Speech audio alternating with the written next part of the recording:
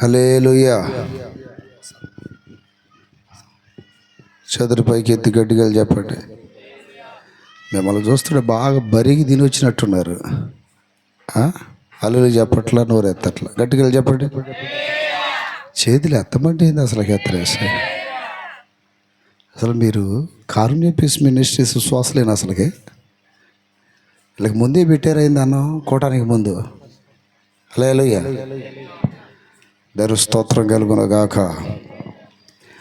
అది పెండ్లి కోటం జరిగిన, అలాగే ఇట్లాంటి మెచ్యూర్ ఫంక్షన్లు జరిగిన, కుటుంబ ప్రార్థనలు జరిగిన, దేవుని బిడ్డలు గుర్తుంచుకోవాల్సిన విషయం ఏంటంటే, మేము పెళ్ళికి రాలేదు, ఫంక్షన్కి రాలేదు, కుటుంబ ప్రార్థనకు రాలేదు, కానీ దేవుని దగ్గరికి వచ్చామన్న విషయాన్ని గుర్తుపెట్టుకోవాలి. అవునా కదా? గట్టిగా చెప్పండి. ఎక్కడికి వచ్చారు? ఎక్కడికి? అప్పుడు దేవుని సన్నిధికి వచ్చిన దావీదు గంతులు వేసాడంట ప్రభు ఎదుట. దేవుని స్తోత్రం కలుగునగాక. ఏం చేశాడు? రాజు అయ్యుండి కూడా వాళ్ళు ఏమనుకుంటారో వీళ్ళు ఏమనుకుంటారో అని అట్లా ఆలోచించలేదంట. కొంతమంది కొన్ని ఫీలింగ్స్ మధ్యలో బంధించబడతారు. చప్పట్లు కొట్టాలన్నా, ఆరాధించాలన్నా. మరి కొంతమంది గర్వపు సింహాసనాల మీద కూర్చుంటారు. పెద్ద బిల్డప్ అన్నమాట. నేనేంది పాడేది, నేనేది చప్పట్లు కొట్టేదని. అవి దిగాల. ప్రభు దగ్గర మనం పిల్లలు. దాని స్తోత్రం. ప్రభు దగ్గర ఎవరండి? మరిచిపోవాలి మనం. అప్పుడు మాత్రమే ప్రభుకి ఏమొస్తుంది?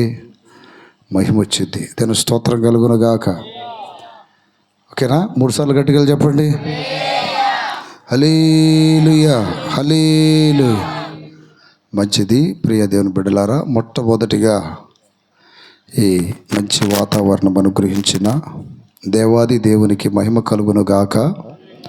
అలాగే ఈ సభకి వచ్చిన మీ అందరికీ ప్రభు అయిన యేసుక్రీస్తు నామములో శుభములు, అంటే వందనాలు. మీరు కూడా వందనాలు పెట్టుకోండి. స్తోత్రం. దేవుడు మిమ్ములను, మీ కుటుంబాలను, సంఘములను అత్యధికముగా దేవుడు దీవించును గాక.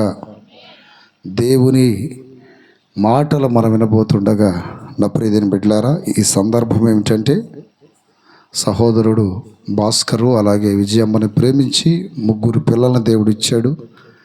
వారిలో 2 పాపలు, 1 బాబు. దాని స్తోత్రం కలుగును గాక.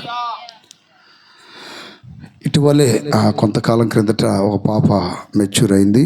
మరలా ఈరోజు ఈ మెచ్యూర్ సందర్భంగానే మరొక పాపది ప్రత్యేకంగా కృతజ్ఞత కూటమి ఏర్పాటు చేశారు.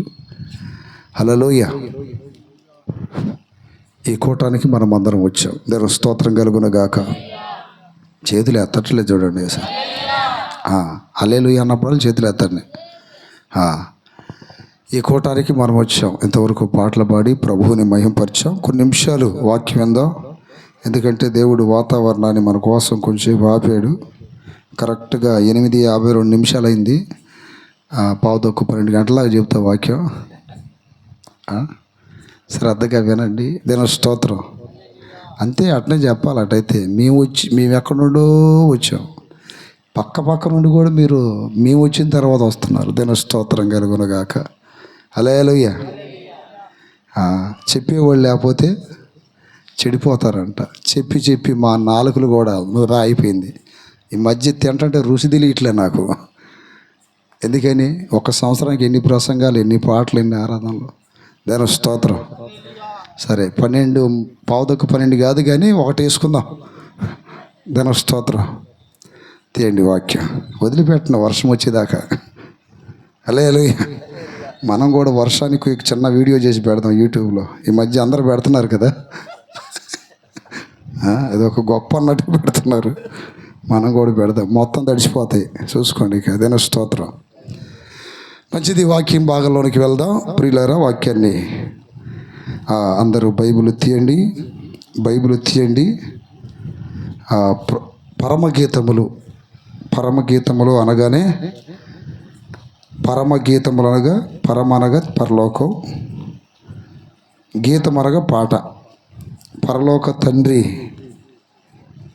తన సంఘానికి ఆధ్యాత్మికమైన మర్మాత్మకమైన విషయాలు ఈ పరమగీతములో రాసి పొందుపరిచి ఉంచాడు.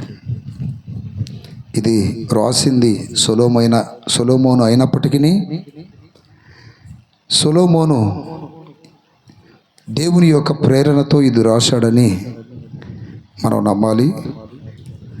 ఎక్కువగా ఈ పత్రికలో ఈ గీతంలో, పరమగీత పుస్తకంలో ప్రియుడు, ప్రియుడు, ప్రియురాలు అనే పదాలు ఎక్కువగా మనం గమనిస్తాం.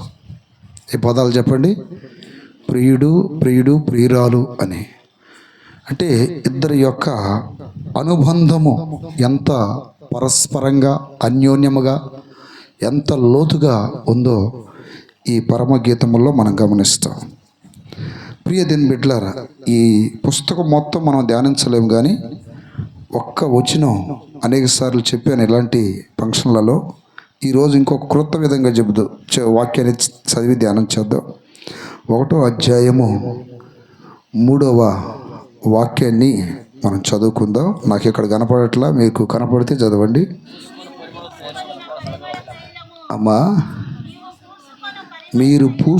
నీవు పూసుకొనిన పరిమళ తైలము సువాసన గలది,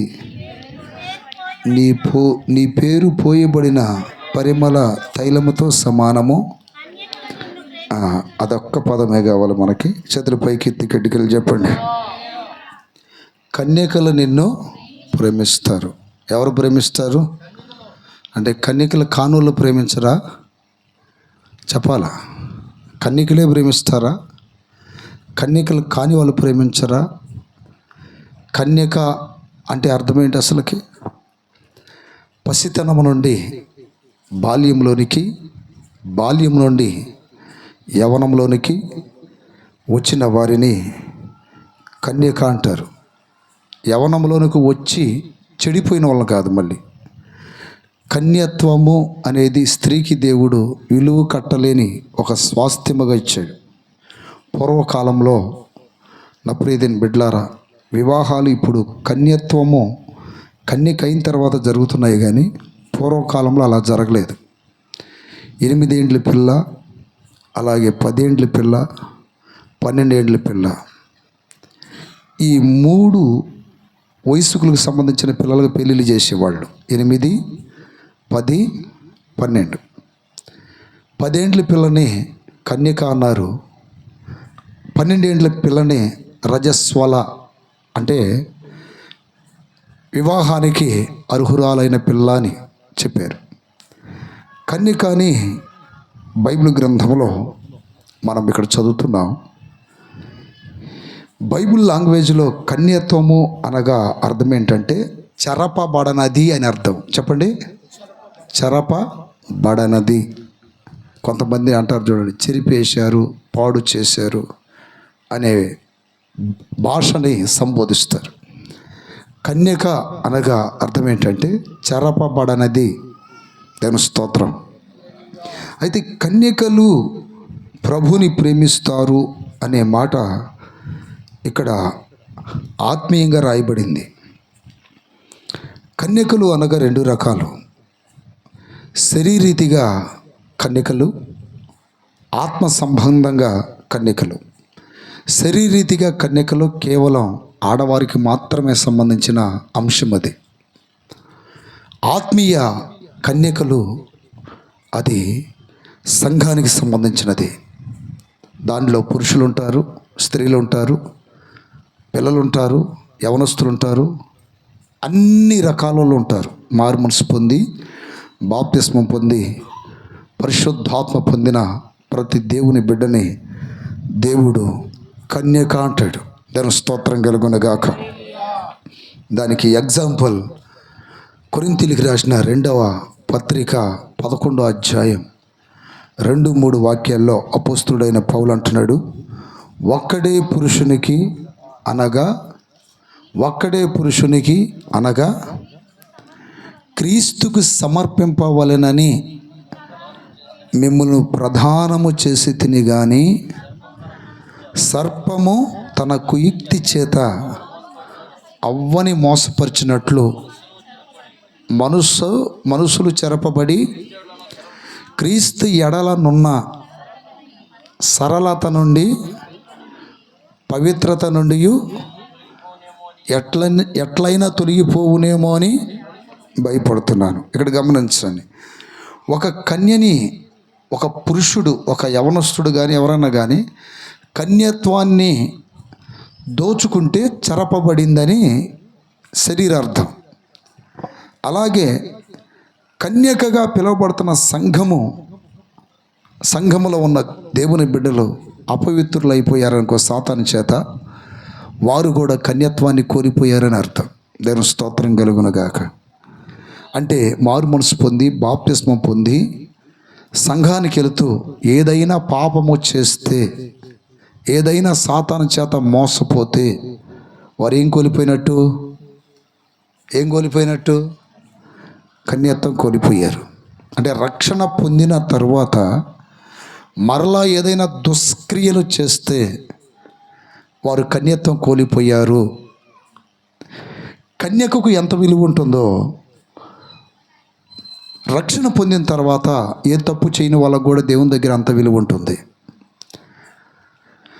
ఒక పెళ్ళైనటువంటి స్త్రీకి, అంటే కన్యత్వం కూలిపోయిన వ్యక్తికి ఎంత విలువ ఉండదో, రక్షణ పొందిన తర్వాత ఏదైనా తప్పులు చేస్తే దేవుని దగ్గర వాళ్ళకు కూడా విలువ ఉండదు. కానీ దేవుడు ఏమనడు, కానీ కన్యకలకున్నంత విలువ వీళ్ళకుండదు. కన్యకలకున్నంత విలువ ఉండదు. దేవుని స్తోత్రం కలుగునుగాక.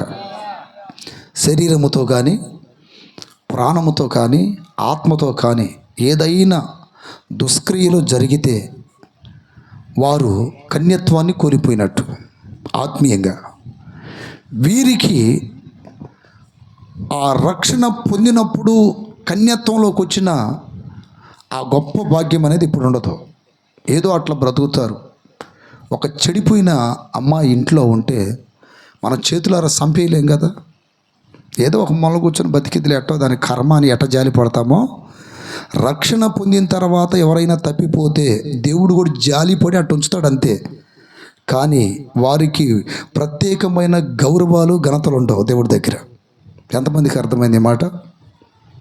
అందుకనే బాప్తిసం పొందిన తర్వాత ఎన్నిసార్లు తప్పులు చేసినా దేవుడు నన్ను క్షమిస్తాడు, ఎట్ట తిరిగినా ఏం కాదులని అడ్డదిడ్డాలకు తిరుగుతున్నారు చూడండి కొంతమంది. వీళ్ళందరికీ అది అర్థం కావాలి. దాని స్తోత్రం. కన్యకకు అంటే విలువైనది. అమ్మాయి నెంబర్ 1 కన్యక, గౌరవం వేరు. అబ్బాయి వేస్ట్ది, అన్ని రకాలుగా పాడైపోయిందంటే ఎట్ట అసహించుకుంటారు మనుషులు. దేవుడు కూడా అంతే, ఆయన క్షమించడు ఇక, కానీ జాలి పడుతూ ఉంటాడు వాళ్ళ మీద. సర్లే ఏం చేద్దాంలే, చేతులారు సంపలేం కదా, ఏదో మూలన ఒక మొదటిని బతికిద్దిలే అన్నట్టుగా సంఘముల వాళ్ళు అట్టు ఉంటారు అంతే. అర్థమైంది? కన్యత్వమును కాపాడుకోవాలి, కన్యత్వమును కాపాడుకోవాలి. అందుకే అంటున్నాడు అక్కడ, మళ్ళీ చదవండి ఆ వాక్యాన్ని. కొరింథీయులకు రాసిన 2వ పత్రిక, పవిత్రురాలైన కన్యక ఒక్కడే పురుషునికి అనగా. చూడండి, కన్యక ఎంతమంది పురుషులతో సంబంధం? దానికి ఒక్కడే పురుషుడు. 2 ఉన్నారండి పురుషులు. ఒక ఆయన పుణ్య పురుషుడు యేసుక్రీస్తు వారు, ఇంకొక ఆయన ఉన్నాడు పాప పురుషుడు, వాడు సాతానుడు. కానీ ఈ 2 పురుషులతో సంబంధం ఉండకూడదు మనకి. పుణ్య పురుషుడు అనబడుతున్న యేసయ్యతో మాత్రమే సంబంధం ఉండాలి. కన్యకగా సంఘము ఆయన కొరకు సిద్ధపడాలి, ఆయన కొరకు సిద్ధపడాలి. ఎట్ట సిద్ధపడాలి? ఇది ఒక ప్రశ్న. చతురు పైకి ఎత్తి గడ్డిగా చెప్పండి. ఎట్ట సిద్ధపడాలి అంటే, ఇప్పుడు మత్తయి సువార్త 10వ అధ్యాయం దగ్గరికి రండి, 10 కాదు 25వ అధ్యాయం దగ్గరికి రండి. అక్కడ 10 మంది కన్యకలు కనపడుతున్నారు మనకి. వీరిలో 5 బుద్ధి లేనివారు, 5 బుద్ధి గలవారు. అంటే సంఘములో మళ్ళీ 2 గ్రూపులు, అంటే కన్యకలలో 2 గ్రూపులు. మళ్ళీ బుద్ధి గల కన్యకలు, బుద్ధి లేని కన్యకలు. అసలు బుద్ధి లేని కన్యకలు ఎవరు, బుద్ధి గల కన్యకలు ఎవరంటే, వీరి యొక్క విషయాలు అక్కడ రాయబడ్డది. పెండ్లి కుమారుణ్ణి అంటే యేసయ్యని, పుణ్య పురుషుణ్ణి ఎదుర్కోవటానికి ఈ 10 మంది కన్యకలు వెళ్ళారు. బుద్ధి గల 5 వెళ్ళారు, బుద్ధి లేని 5 వెళ్ళారు. బుద్ధి గలవారు బుద్ధి లేని వారికి తేడా ఏంటి ఇక్కడ? వారికి దీపాలు ఉన్నాయి, వీరికి దీపాలు ఉన్నాయి.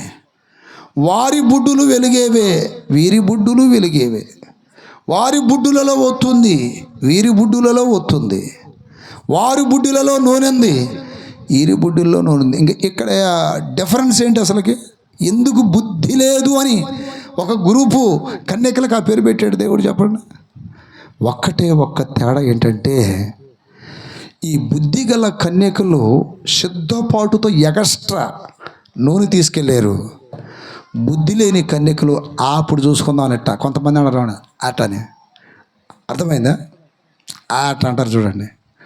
నిర్లక్ష్య వైఖరి వీళ్ళకుంది. ఎవరికి? బుద్ధి లేని వారికి. ఈ బుద్ధి గల వారికి సిద్ధపాటు ఉంది. మనం అక్కడికి వెళ్తాం. ఆ పెండ్లి కుమారుణ్ణి దర్శించడానికి కాస్త కోస్త లేట్ అయితే పోసుకొని పోయిన ఈ నూనె ఈ దీపాలకు చాలకపోతే, ఒకవేళ ఆరిపోతే తర్వాత పరిస్థితి ఏంటి?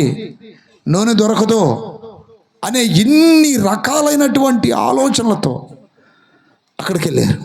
ఈ బుద్ధి లేని కన్యకలు ఇది సరిపోద్దులే. కొంతమంది అనుకుంటారు చూడండి, మేము చేసుకున్న 5 నిమిషాల ప్రార్థన సరిపోద్దులే, 10 నిమిషాల ప్రార్థన సరిపోద్దులే, ఏదో కొంచెం విశ్వాసం సరిపోద్దులే, ఏదో కొద్దిగా 2 భాషలు మాట్లాడడం సరిపోద్దులే అనుకుంటారు. వీళ్ళు ఎవరంతే తెలుసా? వీళ్ళు ఎవరు చెప్పండి? బుద్ధి లేని వాళ్ళు, బుద్ధి లేని కన్యకలు వీళ్ళు. సరే, ఇప్పుడు అక్కడికి వచ్చారు. వచ్చిన తర్వాత పెండ్లి కుమారుడు రావటం లేట్ అయితే బుద్ధి గలవారు నిద్రపోయారు, బుద్ధి లేని వారు నిద్రపోయారు. మధ్యరాత్రి లేచి ఒక స్వరం వినపడిందంట. ఏంటి ఆ స్వరం? ఇదిగో పెండ్లి కుమారుడను, ఆయనను ఎదుర్కోవటానికి రండి. ఒక కేక వినపడిందంట. జాగ్రత్తగానండి. కన్నికంటే ఏమని చెప్పి ఇందాక మీకు కన్నికంటే ఏమని చెప్పి ఆత్మీయ అర్థం చెప్పండి. కన్నికనగా అర్థమేంటి? నోరెత్తట్లేదు నాయన, చెప్పండి. మీరని చెప్పరా? కన్నికంటే ఏంటి? ఆలోచిస్తున్నారు ఏంటంటే ఇది? కన్నికంటే ఏంటి? సంఘం. అమ్మా, కన్నికంటే ఏంటి? బెత్తర చూపులు చూడమాకండి, ఏనండి. కన్నికంటే ఏంటి? సంఘం. మా విశ్వాసులు, సేవకులు, సంఘ పెద్దలు. హల్లెలూయా. వాక్యం నేర్చుకోండి కాస్త. చూస్తేనే బిల్డప్లు ఎక్కువగా ఉన్నాయి మీకు. వాక్యం చెప్పినప్పుడు అది ఏంది ఆత్మీయ అర్థం తెలుసుకోవాలిగా. దాని స్తోత్రం. చేతులు పైకెత్తి గడిగలు చెప్పండి. పొట్టకొత్తే అక్షరం మొక్కలేదు అన్నట్టుకున్నారు. ఎంత చక్కగా వివరంగా చెప్తున్నా నేను. శరీర సంబంధమైన కన్య కంటే భూ సంబంధమైన వాళ్ళు. ఆత్మ సంబంధమైన ఒక కన్యక ఉంది. అది దేనికి సాదృశ్యం అంటే సంఘం అని చెప్పా. దాని స్తోత్రం. కన్యక అంటే దేనికి సాదృశ్యం? సంఘం. ఇప్పుడు ఈ కన్యకలందరూ ఎవరిని ఎదుర్కోవడానికి పోయారు? ప్రియుణ్ణి ఎదుర్కోవడానికి పోయారు. అంటే మనం అందరం ఇప్పుడు ఎవరి కోసం ఎదురు చూస్తున్నాం? అందరు చూడట్లేదులే ఇక్కడ. అది అంత అబద్ధం. అది కొద్ది మందే. దాని స్తోత్రం కలుగునగాక. అది ఆ ఆశ ఉన్న వాళ్ళు మాత్రమే. ఇంకొన్ని ఆశలు ఉంటాయి. ఈ శరీర ఆశలు, నేత్రాశలు, జీవడంబాలు. ఈ గురుగులు కూడా సంఘంలోనే ఉంటాయి. మళ్ళీ ఒకరోజు గురుగుల్ని సపరేట్ చేస్తాడంట. మత్తయి సువార్తలో ఉందన్నమాట. గోధుమల్ని గురుగుల్ని సపరేట్ చేస్తాడు. బుద్ధి లేని వారిని, బుద్ధి గల వారిని సపరేట్ చేస్తాడు. శరీర సంబంధులను, ఆత్మ సంబంధులను సపరేట్ చేస్తాడు. అలాగే వెలుగు సంబంధులను, చీకటి సంబంధులను సపరేట్ చేస్తాడు. కానీ ఇక్కడ వెలుగు సంబంధులు, చీకటి సంబంధులు, గురుగులు, గోధుమలు, ఆత్మ సంబంధులు, శరీర అందరూ ఎక్కడ తగలబడి వచ్చారు? ఇప్పుడు సంఘాల్లోనే. చతురపైకి ఎత్తి గడిగలు చెప్పండి. ఇప్పుడు అందుకే అర్థం కావట్లా. అసలు ఎవరిని చూసి నడవాలా, ఎవడు ఆత్మీయుడు, ఎవడు దేవుని రాజ్యానికి వెళ్తాడు అర్థం కావట్లా. కానీ బుద్ధి గలవాడు సిద్ధపాడుతూనే ఉంటాడు. చప్పట్లు కొట్టండి గట్టిగా. హల్లెలూయా. బుద్ధి గలవాడు ఎవ్వరిని పట్టించుకోడు. నేను నా జీవితం నాకు జాగ్రత్తగా ఉండే చాలే అనుకుంటాడు. నా విశ్వాసం ఎలా ఉంది, నా పవిత్రత ఎలా ఉంది, అర్థమైందా? ఈ రోజున నీవు చక్కగా బుద్ధి కలిగి ఆత్మీయంగా ఎదుగుతుంటే నీ భర్త ఒకవేళ ఎదక్కపోతే వదిలిపెట్టండి, పోతాడు పీకులాట లేకుండా రేపు. దీని స్తోత్రం. ఒకవేళ నువ్వే ఆత్మీయంగా ఎదిగి నీ భార్య ఎంత చెప్పినా వినకపోయింది అనుకోండి, ఆ మధ్య ఒక సహోదరుడు వచ్చాడు నా దగ్గరికి, లేతే నా భార్య నా భార్య అన్నాడు. ఇంకేడరా భార్య బాబు, దేవుని రాజ్యం కూడా దగ్గర పడుతుంటే ఎవడు రక్షణ వాడు కాపాడుకునే రోజులు ఇవి. హల్లెలూయా. ఎవరి రక్షణ? ఎవరి రక్షణ వాళ్ళు కాపాడుకునే రోజులు ఇవి. ఎంత చెప్పినా వింటలేదన్నా, అక్కడ పోతుందన్నా, ఎక్కడ పోతుందన్నా, అన్నిలో కలిసిపోతుందన్నా, అవసరమైతే నన్ను కూడా తంతుందన్నా అన్నాడు. నన్ను కూడా తంతుంది అన్నాడు. సరే ఇంక అట్లాంటి భక్తిహీనురాలు మాటలు ఎందుకయ్యా పట్టించుకునేది? నువ్వు దేవుడి వైపు చూస్తూ సాగిపోయా నాయన అంటే, మనం ఎంత చెప్పినా చెవిటోడి ముందు ఏమో ఊదినట్టుంది. చివరికి ఎవరు మాట అన్నాడు? భార్య మాట అన్నాడు, బలైపోయాడు. నేను స్తోత్రం కలుగునుగాక. కుయ్యో ముర్రో లేవలేకపోతున్నా, రాలేకపోతున్నా ఏడుతున్నాడు ఇప్పుడు. నేను స్తోత్రాలు చెప్పండి, చెప్పండి. హల్లెలూయా. అట్లా ఎవరికి వాళ్ళు సిద్ధపడి ఉండాలి. ఇప్పుడు ఇక్కడ ఏం జరిగింది? పెండ్లి కుమారుడు రావటానికి ఎందుకు లేట్ చేస్తున్నాడు? ఒక్క ఆత్మ కూడా నశించిపోవడం ఆయనకి సాతానుడు ఏం మోసం చేస్తున్నాడు తెలుసా? మన మైండ్ అంతా లోకం వైపు తిరిగేటట్టు చేస్తాడు. మీకు చిన్న ఉదాహరణ చెప్తా. జలప్రలయం వస్తున్నప్పుడు నోవాహుకి ఏది కట్టుకోమని చెప్పాడు? ఇల్లా, దొడ్డా, వాడ? చెప్పండి. ఏం కట్టుకోమన్నాడు? వాడ కట్టుకోమన్నాడు. ఎంత పొడుగు అది? ఆ లెక్కలు తెలియదులే మాకు, జన్మలో అవి రావు మాకు. వాడంటే ఏదో ఒక మాట. దేవుని స్తోత్రం. ఎంత వాడ పొడుగు? ఎంత? 300 మూరలు. వెడల్పు ఎంత? 50. ఎత్తెంత? 30. అది అట్ట కరెక్ట్ చెప్పాలా? చప్పట్లు కొట్టండి గట్టిగా. హల్లెలూయా. చూడండి ఎట్ట కొడుతున్నా, ఇట్ట ఆ కోరిల్లో రాళ్ళు పడతాయి చూడండి. 1, 2 అన్నాడు. బాగా కొట్టాలా? స్తోత్రం. హల్లెలూయా. నాకు సంఘాల్లో ఎవరు ఇష్టం అంటే, బాగా కానుకలు ఇచ్చేవాళ్ళంటే ఇష్టం ఉండదు, ఇంకొకళ్ళంటే ఇష్టం ఉండదు. నేను అడుగుతున్న దానికి చక్క సమాధానం చెప్పేవాళ్ళంటే భలే ఇష్టం. దాని స్తోత్రం కలుగునుగాక. ఎందుకని నేను చెబుతున్నది వాళ్ళకి బోధపడుతుంది. ఆమేన్. ఏమవుతుందండి? బోధపడుతుంది. పోనీలే కొంతమంది అయినా వింటున్నారని. మొన్న ఒక వారం అయితే ఇదే ఊర్లో నేను అసలు వాక్యం చెప్పలా, ప్రార్థన చెప్పించా. ఏందన్నా కొంచెంసేపు కూడా చెప్పలేదనంటే, గత కాలం చెప్పినవన్నీ గుర్తుపెట్టుకుని ఒక్క మాట చెప్పండి అన్న. ఒక్కడు చెప్పలా. దేవుని స్తోత్రం. అంటే ఇన్ని సంవత్సరాలు నేను పెట్టిన బువ్వంత ఎడిపోయింది. తిన్నారు, కక్కారుగా. ఎట్లాంటి ఇంకంతే. దేవుని స్తోత్రం కలుగునుగాక. హల్లెలూయా. అట్లాగే మీకు అందరికీ ఎందుకు చెప్తున్నా అంటే, సబ్జెక్ట్ నేర్చుకోవాలి మీరు. హల్లెలూయా. ఏం కట్టుకోమన్నాడు? ఓడ. ఆ ఓడ కట్టుకున్నప్పుడు నా ప్రియమైన బిడ్డలారా, దేవుడు చెప్పినప్పుడు చాలా కష్టమైన కట్టాడు. చాలా కష్టంగా కట్టుకున్నాడు.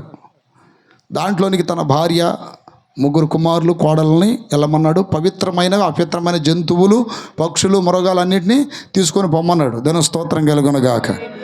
అంతవరకు బాగానే ఉంది. ఈలోపు జలప్రలయం వచ్చింది. అప్పుడే ఫస్ట్ వర్షం రావటం. ప్రపంచంలో మొట్టమొదటిగా వర్షం వచ్చింది ఎప్పుడు? నోవహు కాలంలోనే. అంతకుముందు ఎప్పుడు వర్షం రాలా. భూమి మీద నుండి ఆవిరి లేసి పంటలు పండించేది. అంతకుముందు మొట్టమొదట ఆకాశం నుండి వర్షం పడింది ఎప్పుడంటే అప్పుడే. దేవుని స్తోత్రం కలుగునుగాక.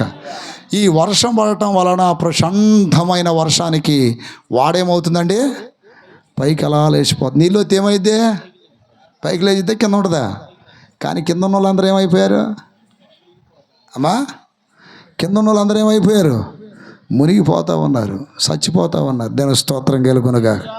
అయితే మొత్తానికి ఈ వాడ లేచి అక్కడ పోయింది. అది అరారాత్ పర్వతం మీద, అంటే ఇప్పుడు టర్కీలో ఉంది. అది మట్టితో బూడిపోయింది. దేవుని స్తోత్రం కలుగునుగాక. అయితే భూమి మీద వర్షము ప్రచండముగా కురవటం వలన భూమి మొత్తం మునిగిపోయింది. దేవుని స్తోత్రం. మునిగిపోతే అసలుకి బయట ఆరిందా లేదా తెలుసుకోవడానికి ముందు దేన్ని పంపించాడు నోవాహు? ఏమండి? కాకిని పంపించాడు. కాకిని. హల్లెలూయా. ఆ కాకి వచ్చిందా? తిరిగి వచ్చిందా? సచ్చిన శవాల మీద పడింది. అది దేని మీద? ఈరోజు బాప్తిసాలు పొంది కూడా ఇంకా సచ్చిన బుద్ధులు పోవట్ల కొంతమందికి. దాని స్తోత్రం. ఏ కంపు కనపడిద్దా ఆ కంపు మీద ఈ కాకి వాళ్ళినట్టు వాళ్తున్నారు చాలామంది. దేవుడు ఎంత వద్దురా బాబు, అది వాసన అన్నా కూడా నాకు ఈ వాసనే బాగుంది, హల్లెలూయా. ఇందాక పరంగీతాల్లో ఏమని రాయబడ్డది అక్కడ? నువ్వు పూసుకొనిన పరిమళ తైలము, ఈ సువాసన మాకొద్దు, ఆ సువాసన బాగుంది. ఏ సువాసన? సచ్చిన శవాల వాసన బాగుంది, ఆ వాసనే కావాలా. వాకింగ్ కాసేపు చదవమని చదవరు, ఆ జబర్దస్తులు పెట్టుకోమని చెట్టు పెట్టి వాసన బాగుంది, బ్రహ్మాండంగా ఉంది ఆ వాసన. అబ్బో, ఆ సినిమా జోకులు బ్రహ్మాండంగా ఉన్నాయి. వీళ్ళందరూ ఎవరు? కాకుల పావురాల? బుద్ధి లేని వాళ్ళ, బుద్ధి గల వాళ్ళ? దేవ స్తోత్రం కలుగునగాక. ఆ కాకి శవాల మీద పడింది, ఇక రావట్లేదే.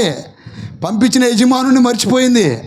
ఒకవేళ యజమానుడు ఆ కిటికీలను కాకి ఎట్రా అంటే నీతో నాకేం పని అన్నట్టుగా ఉంది అది. దేవుని స్తోత్రం. ఎందుకని? చతుర్పైకి ఎత్తుకెట్టుగా చెప్పండి. అంతేగా, దాని పనిలో అది ఉంది, రాదు దానికి. అంటే ఎట్లాంటి వాళ్ళకి యజమానుడు అన్న భయం ఉండదు, దేవుడు అన్న సేవకులన్నా భయం ఉండదు. మా ఇష్టం, మేము ఉండేది ఇంతే అన్నట్టుగా. ఎందుకని? వాళ్ళకు భయము, భక్తి, యజమా అమ్మో ఒక ఆయన ఉన్నాడే, దేనికి పంపించాడు అని ఆలోచన రాదు. కాకులవి. దాని స్తోత్రం కలుగునగాక. కానీ పావురాన్ని పంపిస్తే ఏం చేసింది? ఒక చెట్టు చిగురును తీసుకొని వచ్చింది. అంటే యజమానుడు మాట ఈ రెండిట్లో ఏది అన్నది చెప్పండి. చప్పట్లు కొట్టండి గట్టిగా. ఆ రెండు ఎక్కడున్నాయి? ఆ ఎక్కడి నుండి బయలుదేరినాయి? ఎవరు పంపిస్తే వచ్చినాయి? ఒకడేగా.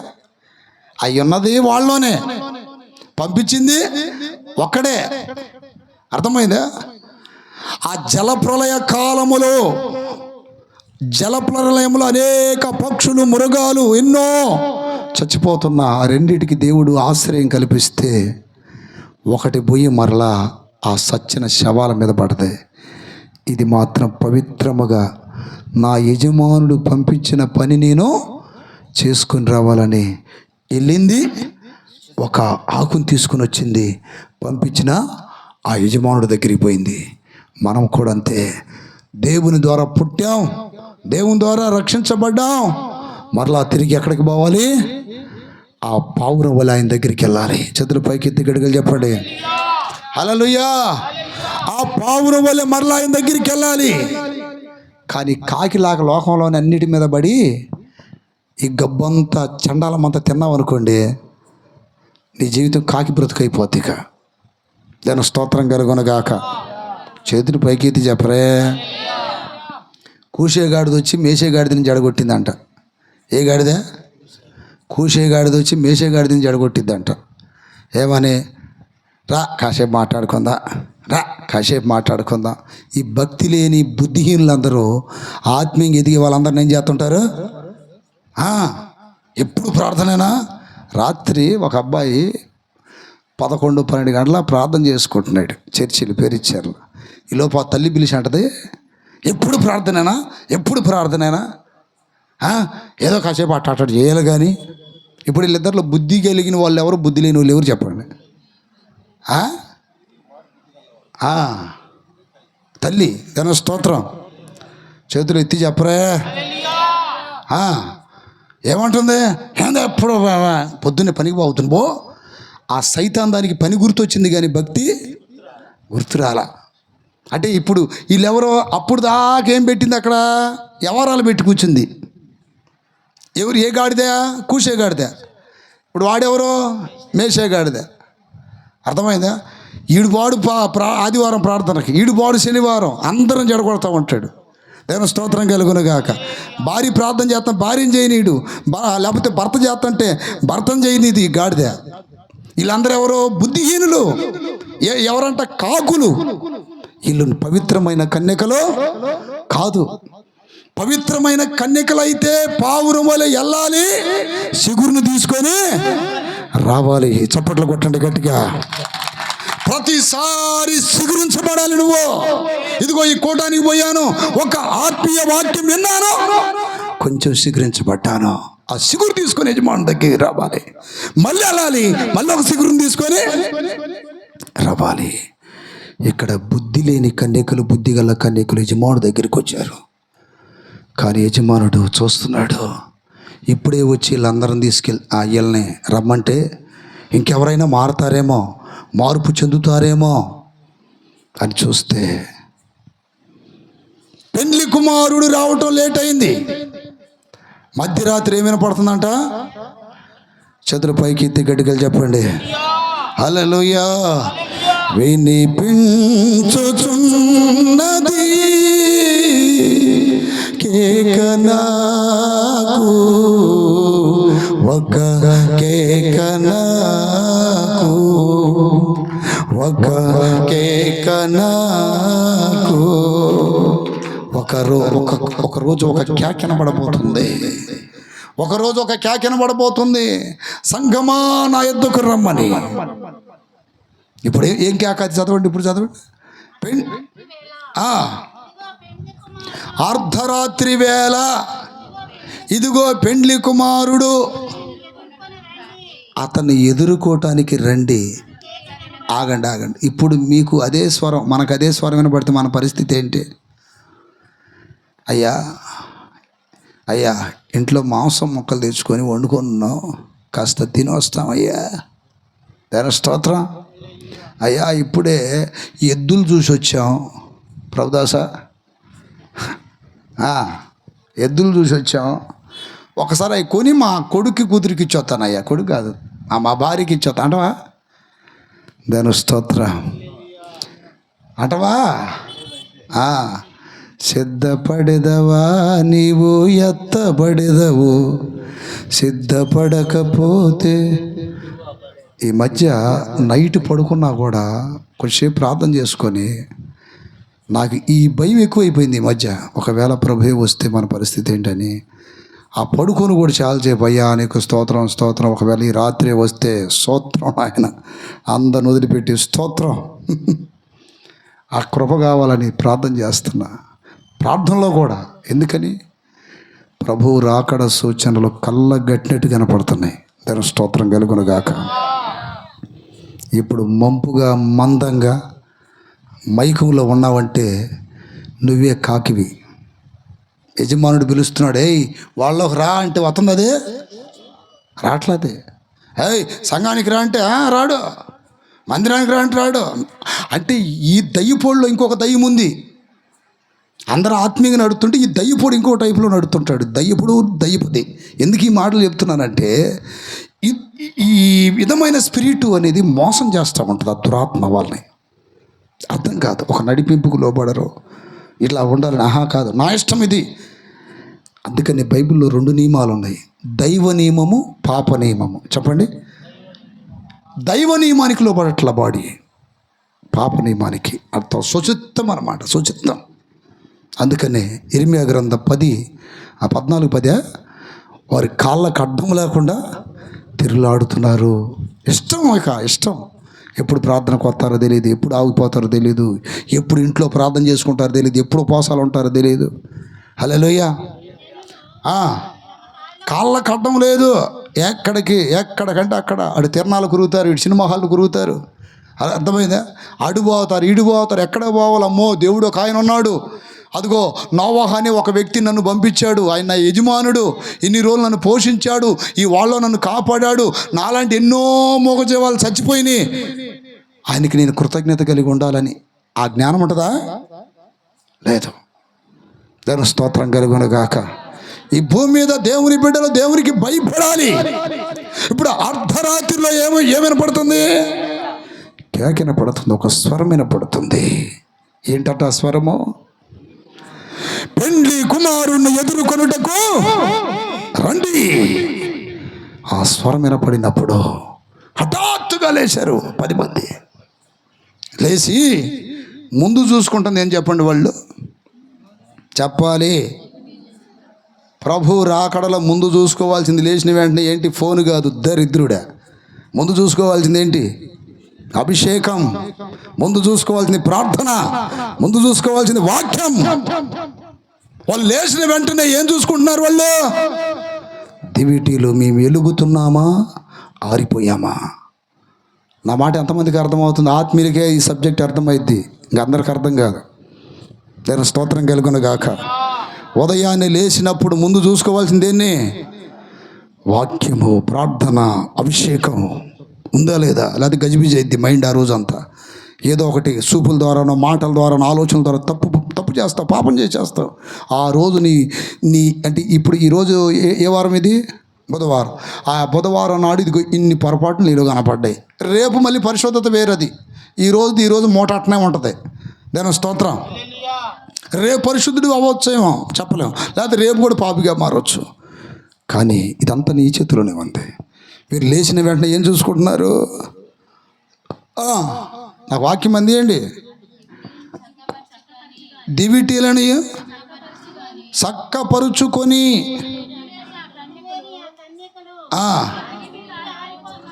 మా దివిటీలు ఆరిపోతున్నాయి కనుక ఈ బుద్ధి లేని వాళ్ళకి ఎప్పుడు అర్థమైందండి? ఇక లాస్ట్ సమయంలో ఎప్పుడు అయ్యో మాకు అది ప్రార్థన చేయి, కొంపంత గులేదాకా ముందు మెలుకు కలిగి ప్రార్థన చేసుకోరు.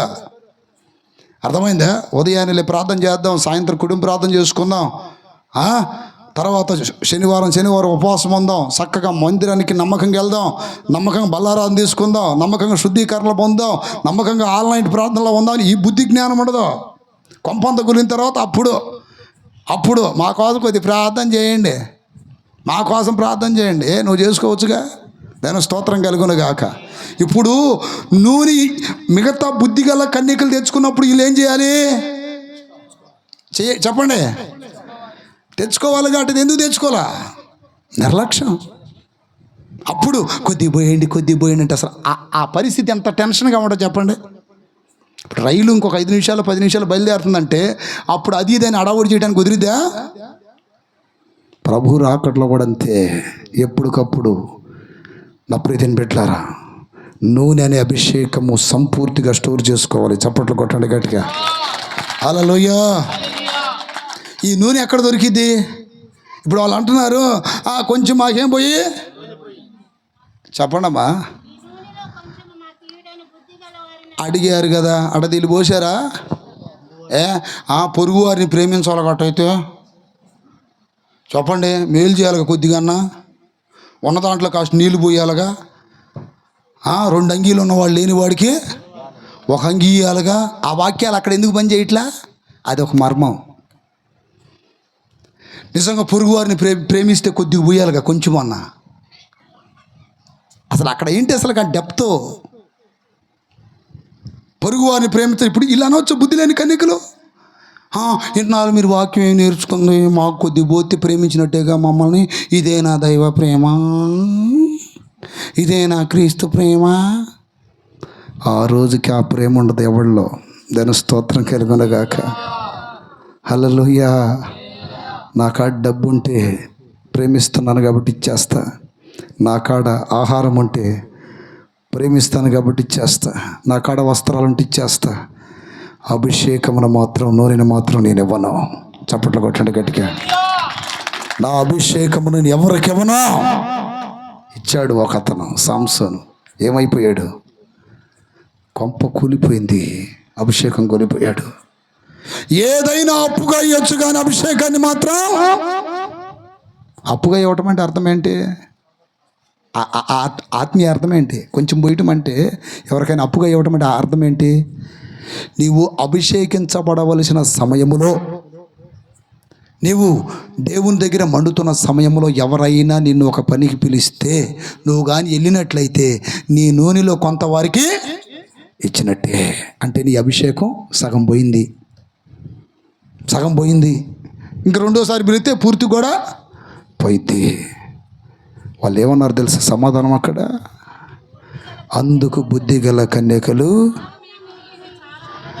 చాలదేమో, ఇది మాత్రం మేము ఇవ్వలేమో, మేము ప్రేమించేవారమే, ఏదైనా ఇచ్చేవారమే, ఏదైనా త్యాగము చేసేవారమే, కానీ అభిషేకం మాత్రం మేమేవో. ఎందుకని? ఆ నూనె మాకు కావాలి. మాకు అవసరమైనప్పుడల్లా మాకు ఆ నూనె కావాలి. మమ్మల్ని ఎదుర్కోవటానికి వస్తున్న ఆ ప్రియుడిని చూడాలంటే మేము వెలుగుతూ ఉండాలి. మా ముఖాలు ఆయనకి కనబడాలంటే మా దీపాలు ఏముండాలి? ఇది కానీ ఆరిపోయిందంటే మా ముఖాలు ఆయనకి కనపడవు. మా ముఖంలో చీకటి కనపడుద్ది. మా ముఖంలో పాపం కనపడుద్ది, మా ముఖంలో లోకం కనపడుద్ది. అందుకని మాకు ఈ నూనె కావాలి, మీకు ఇస్తే మాకు సాలదేమో, మీరు అమ్మే వాళ్ళ దగ్గరికి వెళ్ళి కొనుక్కొని రండి. సరే వెళ్ళారు. ఇప్పుడు వీళ్ళు ఎక్కడున్నారటైతే, ఈ బుద్ధిగల కన్యకలు వాళ్ళ కొనుక్కోవడానికి వెళ్ళారు కదా, వీళ్ళు ఎక్కడున్నారు? ఆ టైంలో వీళ్ళు ఎక్కడున్నారు? సిద్ధపడిన వారు అతనితో కూడా పెండ్లి విందులోనికి పోయిరి. చప్పట్లు కొట్టండి గట్టిగా. హల్లెలూయా. సిద్ధపడెదవా నీవు ఎత్తబడెదవో, సిద్ధపడకపోతే నీవు విడవబడెదవో. సిద్ధపడెదవా నీవు ఎత్తబడెదవో. హల్లెలూయా.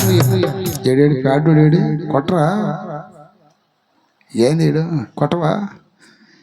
వాడు ఎట్టున్నాడంటే కప్పని తిన్న పాములా ఉన్నాడు. వాడికి ఒక ముద్ద తగ్గి అబ్బాయి అట్ట రేపుంటుండే. చేతులు పైకి ఎత్తి గట్టిగా చెప్పండి, కొట్టురా. సిద్ధపడెదవా నీవు ఎత్తబడెదవో, సిద్ధపడకపోతే నీవు విడవబడెదవో. ఆహా ఓహో ఓహో రాజైన దేవుడు త్వరగా రానయ్యున్నాడు. సిద్ధపడెదవా నీవు ఎత్తబడెదవో, సిద్ధపడకపోతే నీవు విడవబడెదవో. సిద్ధపడెదవా. హల్లెలూయా. ఆమేన్. సిద్ధపడెదవా, సిద్ధపడాలి. హల్లెలూయా. హల్లెలూయా. చేతులు పైకి ఎత్తి గట్టిగా చెప్పండి. ఇక్కడ సిద్ధపడ్డ వాళ్ళు ఎక్కడికి వెళ్ళారు? పెండ్లి విందులోకి వెళ్ళారు. దాని స్తోత్రం కలుగునగాక. లోనకి వెళ్ళారు. ఇప్పుడు వీళ్ళు ఆడికి పోయారటైతే, ఈ బుద్ధి లేని కన్యకలు ఎక్కడ పోయారు?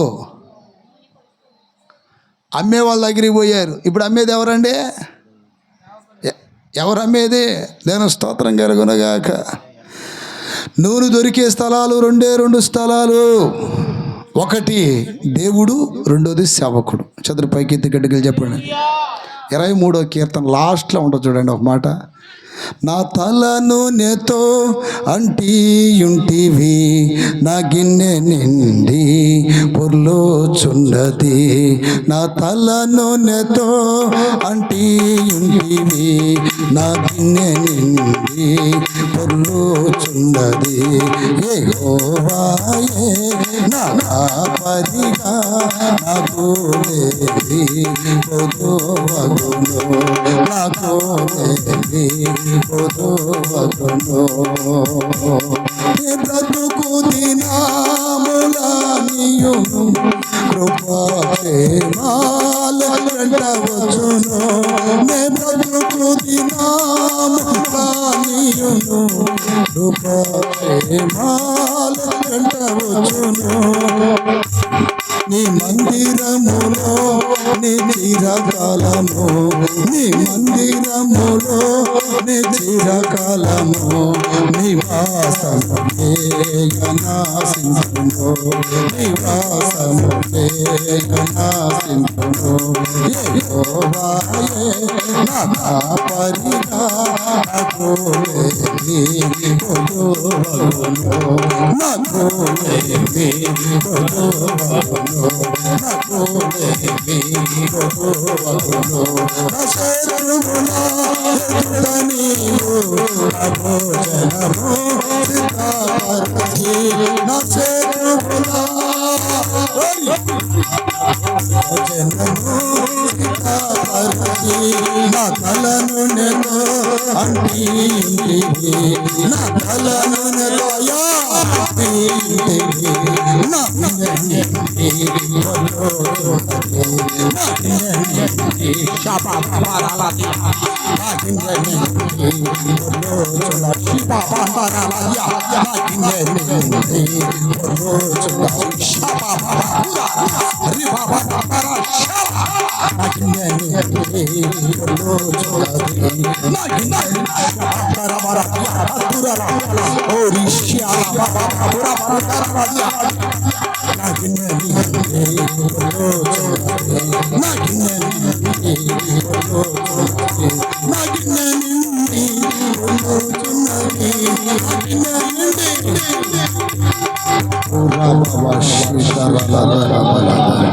హల్లెలూయా, హల్లెలూయా.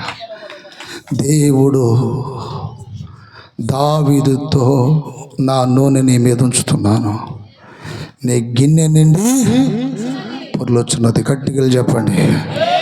అని పాదాల దగ్గర కూర్చొని ఎప్పుడో ఆ గిన్నె లేక ఆ ప్రమిదలు అనేది ఫుల్ చేసుకుంటూ స్టోర్ చేసుకుంటూ ఉండాలి మనం. దేవుని స్తోత్రం కలుగునుగాక.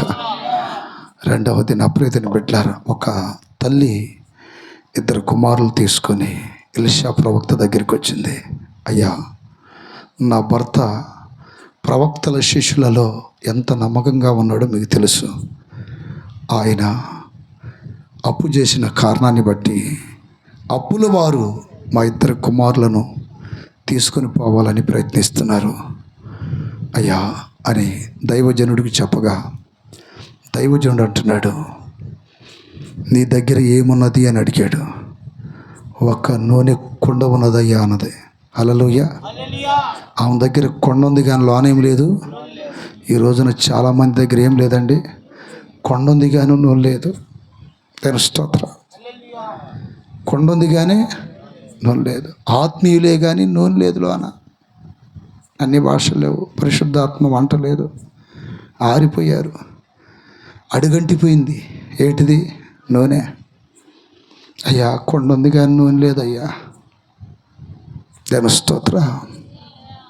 నా ప్రియతని బిడ్డలారా, దైవజనుడు ప్రేమించి అంటున్నాడు, ఆ కొండే కదమ్మా, ఇరుగు పొరుగు వాళ్ళ దగ్గరికి వెళ్ళి ఎన్ని కొండలు దొరికితే, ఎన్ని వస్తువులు దొరికితే అన్ని తీసుకొచ్చి నీవు నీ 2 కుమారులు లోనకెళ్ళి తలుపేసుకోండి అన్నాడు. దైవజనుడు చెప్పిన మాట చూడండి, ముందు తీసుకొని రండి అన్నాడు. ఆత్మీయ అర్థం ఏంటి తెలుసా? దైవజనుడు చెప్తున్నాడు, ఖాళీ కుండలు మీ దగ్గరే కాదు, ఇంకా ఎందరో దగ్గర ఉన్నాయి ఖాళీ కుండలు. అంటే మీ ప్రాంతంలో నూనె లేని వారు ఎంతోమంది ఉన్నారు, నూనె లేని అభిషేకం లేని వారు ఎంతోమంది ఉన్నారు, ఎంతోమంది ఉన్నారు.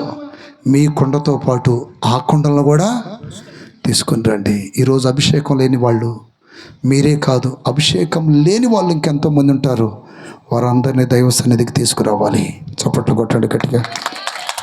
హల్లెలూయా. ఇప్పుడు లోనకి వెళ్ళిన తర్వాత మీరు ఏం చేయాలంటే తలుపు వేసుకోవాలి అన్నాడు. తలుపు వేసుకోవటం అంటే అర్థం ఏంటి తెలుసా? నా ప్రియతని బిడ్డలారా, లోనకి ఇంకెవరూ రాకూడదు. హల్లెలూయా. ఎవరూ రాకూడదు. దైవజనుడు చెప్పిన మాటకు లోబడ్డారు చూడండి. అలాగే ఇక్కడ తలుపు వేసుకునే ఈ అనుభవం దేనికి సదృశ్యమో తెలుసా? మీరు ఉపవాసం ఉన్నప్పుడు తలుపు వేసుకొని ప్రార్థన చెయ్యండి అంటాడు. అభిషేకం లేని వారు ఉపవాసం అనే తలుపు వేసుకోవాలి. ఉపవాసం అనే తలుపు వేసుకోవాలి. ఈ రోజున చాలామంది దేవుని బిడ్డలో ఉపవాసాలు ఉండడం లేదు. చేతులు పైకి ఎత్తి గట్టిగా చెప్పండి. ప్రియ దేవుని బిడ్డలారా, ప్రతి శనివారం ఖచ్చితంగా ఉపవాసాలు ఉండాల్సిందే. ఖచ్చితంగా నీకు ఎంత ప్రాముఖ్యమైన పని అయినా సరే ప్రతి శనివారం ఉపవాసం ఉండాలి. ఈ మాటలు మీకు ఈరోజు అర్థం కాదు, రేపు పెండ్లి కుమారుని ఎదుర్కోవడానికి వెళ్ళినప్పుడు ఆ రోజు అర్థమైంది ఈ మాటలన్నీ. హల్లెలూయా. ఆ రోజు బాధపడాల్సి వచ్చింది. నా దైవజనుడు ఎన్నిసార్లు చెప్పాడు నాకు, ఎన్నిసార్లు హెచ్చరించాడు, ఎన్నిసార్లు వాక్యం ద్వారా నాకు బుద్ధి చెప్పాడు. ఆయనను నేను గ్రహించుకోకపోతేనే ఈరోజు నా గతిట్టు అయిపోయిందని తలసుకొని బాధపడే రోజులు వస్తాయి. నా ప్రియదేని బిడ్డలారా, మీ ఒట్టి కుండ మాత్రమే కాదు, అనేక కుండలు ఉన్నాయి. ఇంకా ఏమి లేనివి, అభిషేకం లేనివే. మీ ఇంట్లో ఉండొచ్చు, ఆ కుండలో బయట ఉండొచ్చు, పక్క వీధిలో ఉండొచ్చు, మీ గ్రామంలోనే ఉండొచ్చు. ఆత్మ లేని వారు, అభిషేకం లేని వారు ఎంతమంది ఉన్నా సరే దైవ సన్నిధికి ఈడ్చుకొని రావాలి. చతురు పైకెత్తి గట్టిగా చెప్పండి. సంఘములో ఒక మోసం ఏంటి తెలుసా? ఆదివారమే వస్తారు, శనివారం రారు. పరిశుద్ధాత్మ కూటానికి రారు. ఎందుకని? సాతానుడికి తెలుసు, ఆదివారం పోయి హాజరైపించుకొని రా, శనివారం వెళ్తే నువ్వు అభిషేకించబడతావు, నీ నూనె ఎక్కువైపోద్ది. హల్లెలూయా. శనివారం పూట వెళ్తే నీ నూనె ఏమైద్ది? ఎక్కువైద్ది. ఫార్మాలిటీకి వెళ్ళిరా, నేనేమన్నా నిన్ను ఇందాక చెప్పా చూడండి, కూర్చేగాడిది పోయి నా ప్రియమైన బిడ్డలారా, అభిషేకము మీద నీకు ఒక తపనుంటే శనివారాలు ఆగవు. ఎంత ప్రాముఖ్యమైన పని అని ఈడ్చుకొని వెళ్ళిపోతావు. ఎందుకనంటే నేను నూనెతో ఎప్పుడు నా ప్రియుని కొరకు ఎదురు చూడాలి, నా ప్రియుని కొరకు నేను ఎప్పుడు కనిపెట్టాలి. దాని స్తోత్రం కలుగునగాక. ఇప్పుడు నువ్వు నీ జీవితం అనే కుండతో రావు, ఆ నూనె లేని అనేక కుండల్ని వస్తా తీసుకొని వస్తావు. ఏమని? రండమ్మా, మీకు కూడా ఆత్మ లేదు కదా, ఈ ఆత్మకూటానికి వెళ్ళాలి, మనం అభిషేకించబడాలి, మన పాపాన్ని జయించాలి అంటే, ఆశను చంపాలి అంటే, ప్రభు పోలికగా మార్చబడాలంటే, సర్వసత్యంలో నడిపించబడాలంటే, ఆత్మీయంగా ధైర్యంగా ఉండాలి అంటే, ఆత్మ ఫలములు ఆత్మ వరములు మనం అనుభవించాలి అంటే ప్రథమ మెట్టు ఏమి ఎక్కాలి? మనం పరిశుద్ధాత్మను పొందాలి. ఆయన అడుగుదాం, విశ్వసిద్దాం, విధేయత చూపుదాం, వాంఛిద్దాం. అడుగు వారికి నిశ్చయముగా ఆయన ఆత్మనే ఇస్తాడు. చప్పట్లు కొట్టండి గట్టిగా. హల్లెలూయా. ప్రియ దేవుని సంఘమా, ఒక హెచ్చరికగా ఇది మీరు తీసుకోవాలి. మీరు ఒక్కలే కాదు రావాల్సిందే. ఆత్మ లేని ఎన్నో సంఘాలు ఉన్నాయి. ఎంతోమంది సంఘాలకు వెళ్తున్నాం అంటున్నారు కానీ అభిషేకం లేదు. ఎంతోమందికి అభిషేకం లేదు.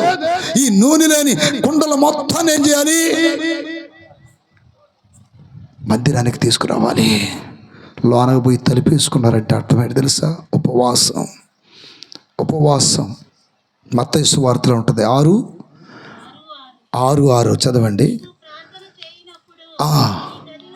గదిలోనికి వెళ్ళి తలుపు వేసుకొని, చూడండి, ప్రార్థన జీవితానికి, ఉపవాస జీవితానికి, ఏకాంత జీవితానికి సాదృశ్యమైందండి ఇది.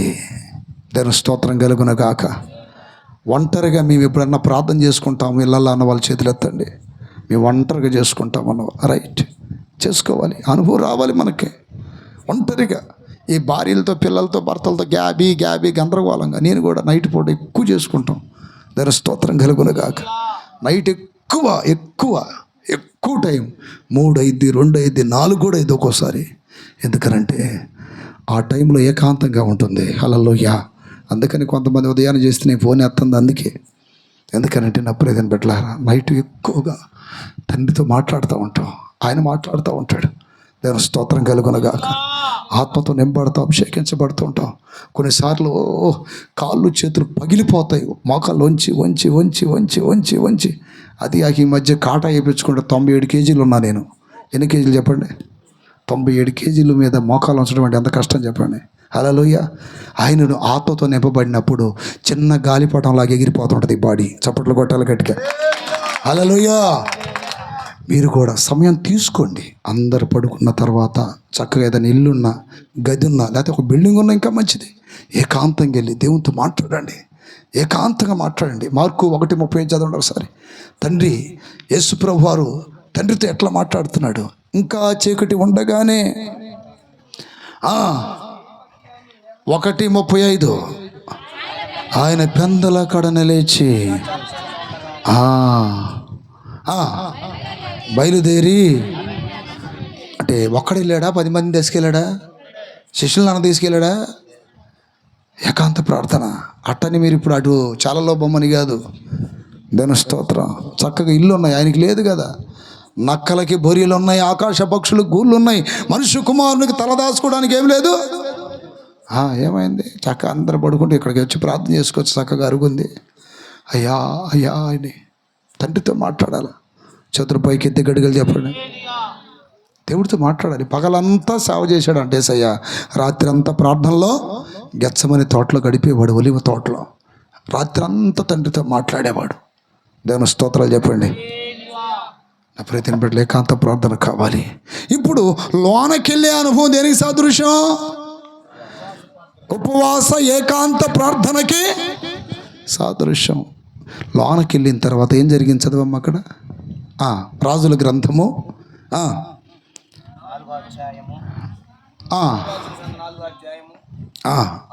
2వ రాజుల గ్రంథం 4:6 వాక్యం. వచ్చి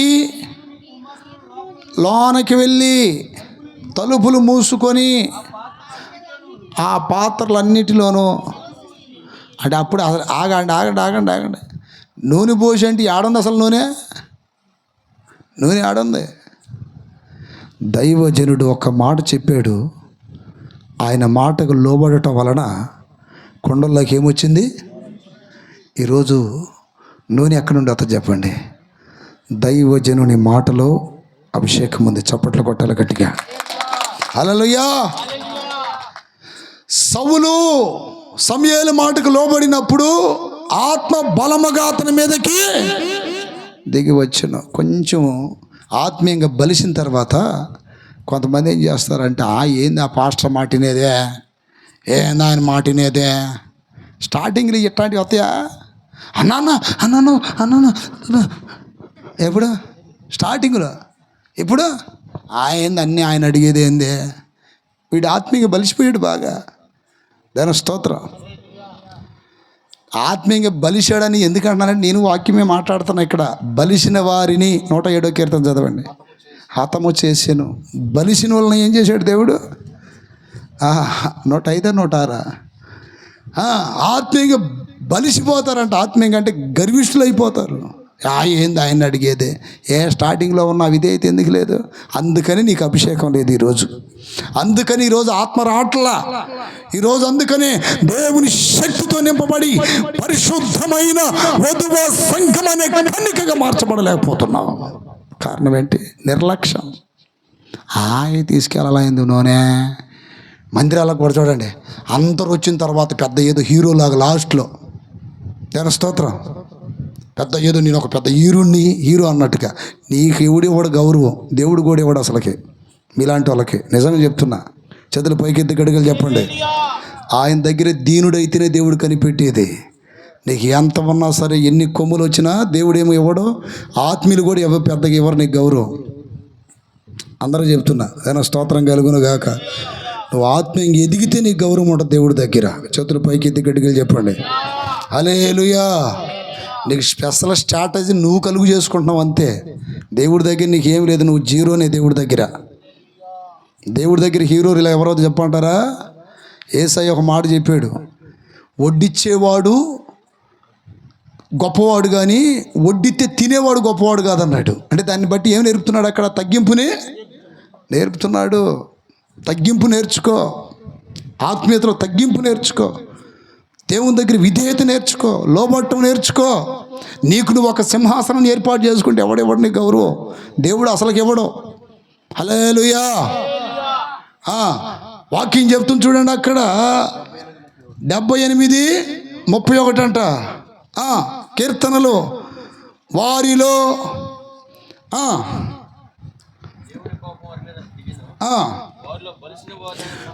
వారిలో బలిసిన వాళ్ళు అంట. ఎవరిని? అందుకని నేను అన్నది ఆత్మీయంగా బలిసిన వాళ్ళని. దేవుని స్తోత్రం కలుగును గాక. చేతులెత్తి చెప్పండి గట్టిగా. నువ్వు దేవుని ఎదుట తగ్గించుకొని ఉండాలి. హల్లెలూయా. నేను ఎంతటి వాడిన ప్రభా, ఏముందయ్యా నాలో ప్రభా, నేను ఎవరిని చితికిపోయే బుడగని, నీటి మీద తేలిన బుడగ వంటి నా బ్రతుకు, నీ బ్రతుకు ఎప్పుడు పగిలిపోవునో తెలియదురా నీకు, ఎప్పుడు పగిలిపోవునో తెలియదురా నీకు. యాత్రికుడా నీ పయనం ఎందాక ఒక్కసారి ఇటు చూడు, ఏమౌనో నీ బ్రతుకు, యేసయ్య లేకుంటే సాగదురా నీ పయనం. హల్లెలూయా. చేతుల పైకెత్తి గడ్డిగలు చెప్పండి. ఈ మధ్య ఒక పిల్లోడు పేరిచ్చర్లో, వాడి పేరు చెప్పంలే, స్తోత్రం, పోన్లే వాడికి అమ్మ చచ్చిపోయిందని అటు ఇటు తీసుకెళ్తున్నా. యాడికి పోయినా గౌరవంగా తీసుకెళ్తాను. రాత్రి నేను ఒక పని చెప్పేవాడికి, ఈరోజు కొద్ది మందిని దగ్గర పనులు ఉన్నాయి రా ఉండాలని. ఈ పని అయినా ఎప్పుడు చెప్పామో వాడికి పొద్దునే కనపడలా. వేరే స్తోత్రం. ఈ మధ్య 2 వారాల నుండి కొన్ని కార్లు తిప్పుతున్న ఆదివారం. అలా చేతులు పైకి ఎత్తి గడిగలు చెప్పండి. కారులో తిప్పుతున్నా వాడు అసలు ఫోను చేయలే, ఏం చేయలే. ఫోన్ కూడా ఎత్తలా. ఎందాక వచ్చి నేను కోటానికి వస్తానన్నా అంటే ముందు వాడిని మాత్రం కారు ఎక్కనే మాకండి. ఎందుకనంటే ఎవడు ఎక్కడ ఉండాలో అక్కడ ఉంటేనే మంచిది. చేతులు పైకి ఎత్తి గడిగలు చెప్పండి. ఎందుకని 2 వారాలు కారు ఎక్కి తినే వాడికి సరే ఏదో ఎమర్జెన్సీ నేను వెళ్తున్నానన్నా రాలేనన్నా అంటే అది లెక్క వేరుగా ఉంటుందండి. అంటే నిర్లక్ష్యం ఏంటి? ఇప్పుడు బుద్ధి లేని కన్యకలకు వచ్చింది ఏంటిది? అదే హల్లెలూయా. సౌలుకి స్టార్టింగ్లో విధేయత ఉంది. కొంత సమయం దాటిన తర్వాత ఏమొచ్చింది? నిర్లక్ష్యం. ఏంది ఆ సమయాలకు భయపడేది ఏంది? ఆ సమయాలు ముసలోడికి భయపడేది ఏంది? ఆయన చెప్పినట్టు గొర్రెల్ని ఎద్దుల్ని మంచి బాగొట్టుకుందామా? ఏంది బాగొట్టుకో, తెచ్చుకోవటైతే ఏం కోల్పోతావు? సమూయేలు మొదటి గ్రంథం. యెహోవా ఆత్మ సౌలును విడిచి, అది 16. యెహోవా ఆత్మ అంటే అభిషేకం, పటాష్ కొండ పగిలిపోయింది, నూనె అంత పోయింది అయ్యగారికి. విధేయతగా ఉన్నప్పుడు మండాడు. ఇశ్రాయేల్ దేశం మొత్తం వణికిపోయింది. ఎవరిని చూసి? సౌలును చూసి. ఈరోజు నా ప్రియమైన బిడ్డలారా, కాస్త బలిసిపోయాడు ఆత్మీయంగా. అభిషేకం లేదు. దేవుని యొక్క ఆత్మ చూడండి, ఆత్మ ఇచ్చిన దేవుడే ఇప్పుడు ఆత్మను తీసేసి ఎవరిని పంపించాడు? దురాత్మ. అంటే అభిషేకం పోయింది, దురాత్మ వచ్చేసి. ఆ దురాత్మ కూడా ఎవరు పర్మిషన్తో వచ్చింది? దేవుడు అంటున్నాడు, పోయి వాడిని బట్టు. అలా చెప్పండి గట్టిగా. దేవుని ఆత్మ వెళ్ళిపోయిందంట, దురాత్మ వచ్చి పట్టుకుందంట. ఈ అంటున్నాడంట, అని ఎటా అంటున్నాడు. ఇప్పుడు చమత్కారంగా సంగీతం వాయించేవాడు ఒకడున్నాడు, అలాంటి వాడు. ఎవడోడు? దావీదుగాడు. గట్టిగా చెప్పండి. నేను అంత బాగా వాయించలేడు, చెప్తున్నా. 10 తంతుల సితార ఉందంట వాడి దగ్గర. ఎంత? ఈడి దయ్యం పడటం, ఈడి గీక్కోలాగా చేస్తున్నాడు ఈ తీగలనే. హల్లెలూయా. కొంతమందికి ఈ గజ్జి తగులుకుంటే స్టిల్గా ఇట్ట పెడతారు చెయ్యి, ఎట్టా. మనం అనుకుంటా వీడికి ఏంట్రా ఇంత గర్వం వచ్చింది, జోబులో ఏం పెట్టాడు. అసలు ప్రాబ్లం అది కాదు పాపం. గర్వం కాదు, పాడు కాదు, లోన తగులుకుంది. ఏంటిది అది? ఇక్కడ కూర్చొని గిటార్ వాయిస్తుంటాడు ఇట్ట. ఇప్పుడు వీడికి దయ్యం పట్టింది. ఇప్పుడు దావీదుకి సత్యంత పని అయిపోతుంది. ఆ దయ్యం పట్టగానే సైనికులు, ఒరే దావీదు రారా, ఏం తీసుకొని రావాల్సి వస్తుంది?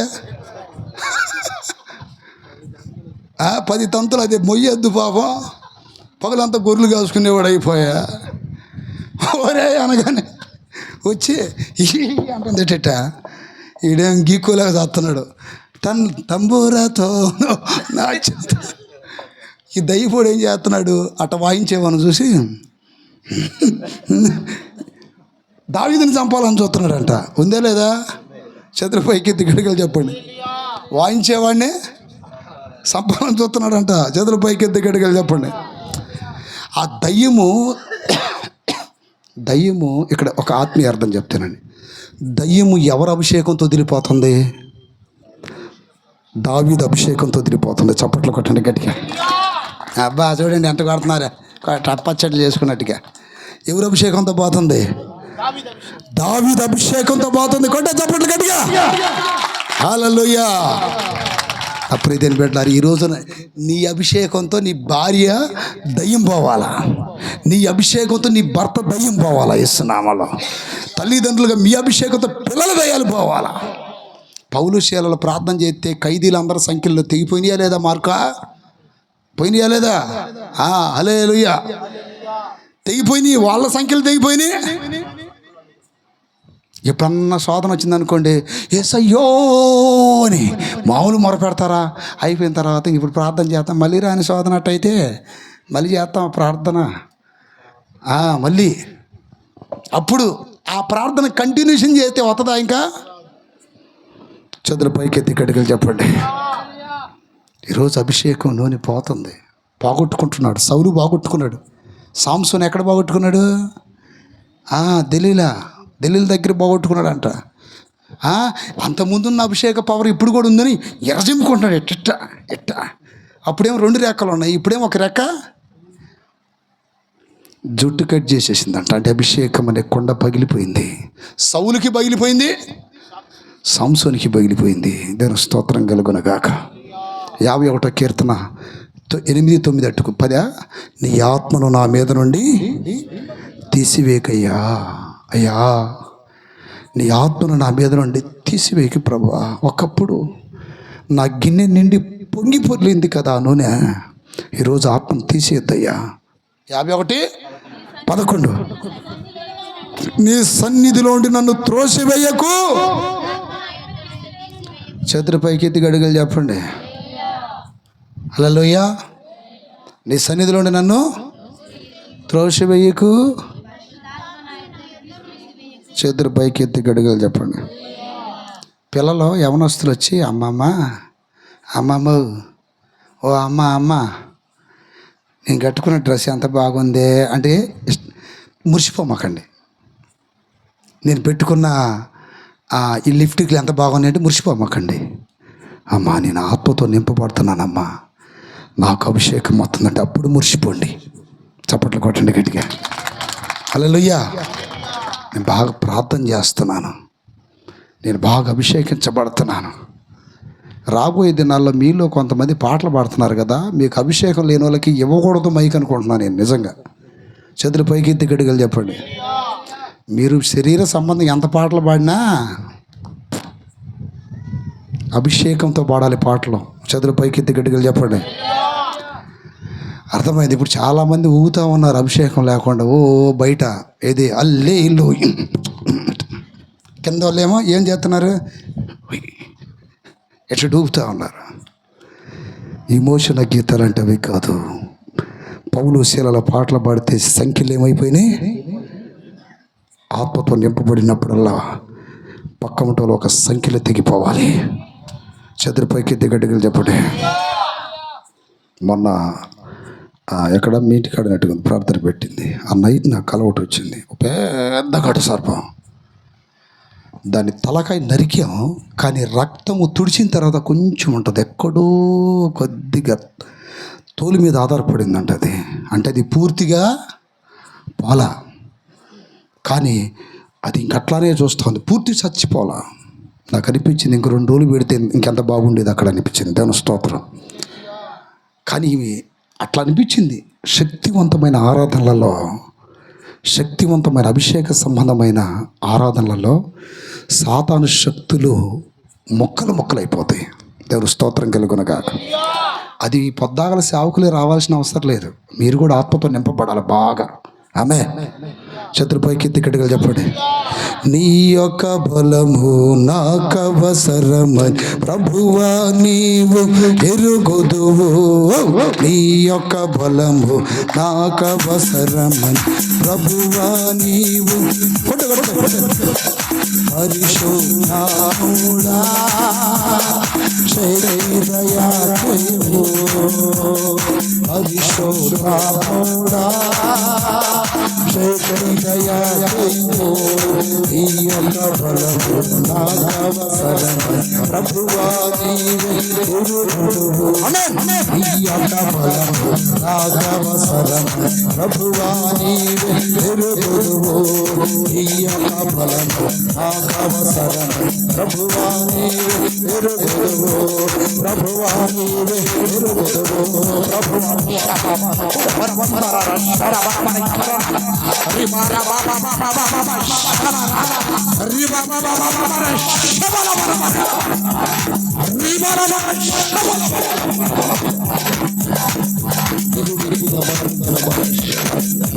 హల్లెలూయా హల్లెలూయా రబకందరబలదియా.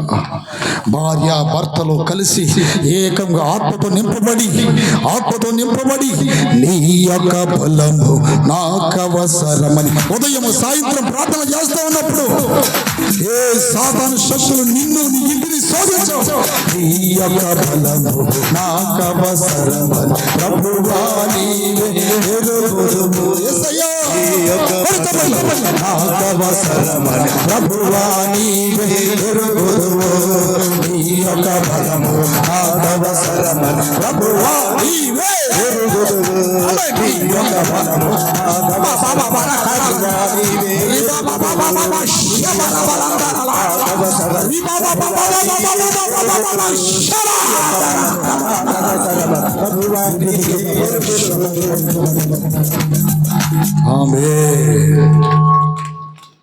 హల్లెలూయా హల్లెలూయా. దావీదు ఒక పాట ఎత్తితే సౌలులో ఉన్న దయ్యం ఏమైంది? పారిపోయింది. పౌలు శీలలో ఒక పాట ఎత్తితే చెరసాలలో ఉన్న ఖైదీల సంఖ్యలు ఏమైపోయాయి? తెగిపోయాయి. ఈ రోజు నువ్వు పాట ఎత్తితే నీ ఇంట్లో దయ్యాలు ఎందుకుంటాయి? దురాత్మలు ఎందుకుంటాయి? అమ్మో ఈడు అగ్ని నాయనో అని ఈ ప్రాంతాన్ని ప్రదేశాన్ని వదిలి పారిపోతాయి. యేసునామములో చప్పట్లు కొట్టండి గట్టిగా. భయపడకుండా తెగించాలి, మోకాళ్ళ మీదకి రావాలి, ఓ చేతులు ఎత్తాలి, అభిషేకించబడాలి బాగా ఇళ్ళల్లో. హల్లెలూయా. బాగా ఆత్మతో మైమర్చిపోవాలి. పద్దాకరి వాయిద్యాలు మైకులు ఏం అవసరం లేదు. ఇంటే బాగుంటుంది అన్న అనుకుంటారు మీరు. చేతులు ఉన్నాయిగా, నోరు ఉందిగా. దేవుని స్తోత్రం. మేము బాప్తిసం పొందినప్పుడు డ్రమ్మే గతి, కంజర గతి. దేవుని స్తోత్రం. కనీసం కాంగోలు కూడా లేవు, అప్పుడప్పుడే వస్తున్నాయి కాంగోలు. ఆ డ్రమ్ము మీద ఎంత అభిషేకించబడే వాళ్ళు ఎగిరితే ఆ ఎత్తుని ఎగిరిపోయేవాళ్ళు. తలకి స్లాపులు కూడా తగిలి ఎట్ట ఎగిరి ఆత్మతో నింపడి. హల్లెలూయా. నిజంగా అప్పుడున్నంత పవరు ఈ రోజున సంఘానికి ఇన్ని హింసలు ఎందుకు వస్తున్నాయంటే బయట క్రైస్తవులకి ఒకప్పుడున్న పవర్ ఇప్పుడు ఆ ప్రార్థన లేదు. నిజంగా నేను చెప్తున్నా. ఎక్కడైనా ఒక 20-30 కిలోమీటర్ల పాస్టర్ గారు ఏదైనా మీటింగ్ పెట్టాడంటే అమ్మ దొరికిరా మహాభాగ్యమని ఉరికేదప్పుడు. హల్లెలూయా. సైకిల్ ఉంటే సైకిల్, లేకపోతే ఎద్దల బండి ఉంటే లేకపోతే ముందే పోయి కూర్చునేది అక్కడ. ఈ రోజున పక్కన కూటం పెడతానన్న వచ్చినాదుడు. నిజంగా చాలా మారిపోయిందండి. సంఘాలు ఆరిపోతున్నాయి, విశ్వాసులు ఆరిపోతున్నారు, ప్రార్థనలు ఆరిపోతున్నారు. దేవుని స్తోత్రం కలుగును గాక. ఇప్పుడు నూనె ఫుల్ అయిపోయింది. కుండల నిండా ఏమైపోయింది? ఫుల్ అయిపోయింది. చదవండి ఆ వాక్యాన్ని. తలుపేసుకొని లోన ఆ మిగతా కుండల నిండా పొంగి పొర్లుతున్నటువంటి ఆ నూనెని పొయ్యమని చెప్పాడు. ఏం జరిగింది అక్కడ? అన్నీ ఫుల్ అయిపోతున్నాయి. దైవజనుడి దగ్గరికి వచ్చి చెప్తున్నాడు. ఆయన వద్ద నుండి పోయి తానును తన కుమారులను తలుపు మూసి కుమారులు తెచ్చిన పాత్రలను హల్లెలూయా చెప్పండి గట్టిగా. నూనె పోసెను. పాత్రలన్నీ నిండిన తర్వాత ఇక్కడ ఇంకొక అర్థం చెప్తానండి, ఆత్మీయ అర్థం. ఆ పాత్రలు తెచ్చింది ఎవరంట? తెచ్చింది? కుమారులు. నోరెత్తి చెప్పండి. ఎవరు చెప్పండి? కుమారులు తెచ్చారంట. దాని స్తోత్రం కలుగునగాక. ఈరోజు నీ కుమారులు ఎవరిని తెస్తున్నారు? ఈరోజు మీ కుమారులు ఎవరు తెస్తున్నారు చెప్పండి? అమ్మాయిలు అంట చూడండి. నిజమే. చేతులు పైకి ఎత్తి గట్టిగా చెప్పాలి. మొన్న ఒక అక్కాయి ఘనంగా చెప్పుకుంటుంది. ఏందో వచ్చిందో లేదో తిట్టుకుంటుందేమో. రాలేదా? హల్లెలూయా. చేతులు పైకి ఎత్తి గట్టిగా చెప్పండి. ఘనంగా చెప్పుకుంటుంది. ఈరోజు చెప్తున్నానండి. ఇప్పుడు అట్లాంటి కనీసం అన్నగా చెబితే అన్నయ్య ఆడదెడతాడని కూడా భయం లేదు. ఫ్రెండ్లీగా మాట్లాడేస్తున్నారు. దేవుని స్తోత్రం. అంటే భయం లేకుండా పోయింది. లాస్ట్కి మమ్మల్ని కూడా దాంట్లో గరిపినుగుతున్నారు. హల్లెలూయా చెప్పండి గట్టిగా. కుమారులు పోయి ఏం తీసుకొచ్చారండి? నూనె కొరకు పాత్రలని. దాని స్తోత్రం కలుగును గాక. యవనస్తులారా, మీరు అనేక మందిని దైవ సన్నిధికి నడిపించాలి. ఆమేన్. ఎక్కడ తీసుకొచ్చారు ఈ పాత్రలని? తలుపు వేయబడిన ఇంట్లోకి. ఎక్కడికి? తలుపు వేయబడటం అంటే ఏంది అర్థం? ప్రార్థన జీవితం. ఆ ప్రార్థనా జీవితంలోనికి అనేక మందిని మనం ఏం చేయాలి? పిల్లలు తీసుకురావాలి. చేతుల పైకి ఎత్తి గట్టిగా చెప్పండి. హల్లెలూయా. హల్లెలూయా. నా ప్రియమైన బిడ్డలారా, పిల్లలను గమనిస్తూ ఉండాలి మనం. తర్వాత ఏం జరిగింది చదవండి. తొందరగా అందియండి బాబు. అంటే ఏమీ లేవంటే అన్నీ దొరికినాయి, ఇంక లేవు, ఫుల్ అయిపోయింది. నూనె నిలిచిపోయాను. చప్పట్లు కొట్టండి గట్టిగా. కావలసినంత నూనె వచ్చింది, తర్వాత ఏమైంది? నిలిచిపోయాను. హల్లెలూయా. కావలసినంత నూనె రావాలా ఈ కాలనీకి, అభిషేకం. దేవుని స్తోత్రం. కావాల్సినంత నూనె రావాలా మీ ఇంట్లోకి, కావాల్సినంత నూనె రావాలా మీ ఒంట్లోకి. లోనికి ఒంట్లోకి నూనె రావట్లా, మందు వస్తుంది. దేవుని స్తోత్రం కలుగునగాక. కావాల్సినంత అమ్మే దౌర్భాగ్యులు ఉన్నారు, బ్రాందీ షాపులు పెట్టి. కావాల్సినంత కిల్లీలు, రాజ ఖైనీలు అవి వస్తున్నాయి. కావాల్సినంత దుష్ట జ్ఞానం వస్తుంది లోనికి, మైండ్లోకి. అర్థమైందా? ఇది తప్పు చేశాక ఎట్ట చెబుదాం, అట్ట చెబుదాం. ఆ తెలివితేటలు కూడా చూడండి ఎట్టుంటాయో. తప్పు కప్పు పెట్టుకోవడానికి ఆ తెలివితేటలు కూడా ఎవరు ఇస్తున్నారు? సాతానుడే. ఎట్ట చెప్పు, అటు చెప్పు, అటు చెప్పు, ఎటు చెప్పు. లోనకు రావాల్సింది నూనె. హల్లెలూయా. ఇప్పుడు ఆ నూనె ఎవరి దగ్గర దొరికిందయ్యా అంటే, మొట్టమొదటిగా ప్రభు దగ్గర, రెండోది దైవజనుడి దగ్గర. వీళ్ళు వచ్చేలోపు వేయబడింది? తలుపు వేయబడింది. తలుపు వేయబడిన తర్వాత ఏమైంది? నా ప్రీతిని బిడ్డలారా, తలుపు వేయబడిన తర్వాత వీళ్ళు వచ్చి కొడుతున్నారంట. హల్లెలూయా. అయ్యా మాకు తలుపు తీయమని అడగగా, హల్లెలూయా, మాకు తలుపు తీయమని అడగగా అతడు మిమ్ములను, చేతులు పైకెత్తి గట్టిగా చెప్పండి, అతడు మిమ్ములను ఎరగనన్నాడు. అందుకని కన్యకలు ప్రభువుని ప్రేమించాలి. ఆ కన్యకలు ప్రభుని ప్రేమించినప్పుడు ఏమీ తక్కువ కాదు, ఏం తక్కువ, నూనె తక్కువ కాకూడదు అసలుకి. కన్యకలు అంటే సంఘం. దాని స్తోత్రం కలుగునగాక. ఈ కన్యక ప్రభువుకి అప్పగించబడేంత వరకు ఆ కన్యక తన నూనెని ఏం చేసుకోవాలి? కాపాడుకోవాలి. బుద్ధి లేని కన్యకలాగా ఏదో ఊగుతా సంఘాల్లో ఉండటం కాదు, కానీ అభిషేకంతో ఉండాలి, ప్రియుని ఎదుర్కోవాలి. కన్యకలు ప్రభువుని ప్రేమిస్తారు.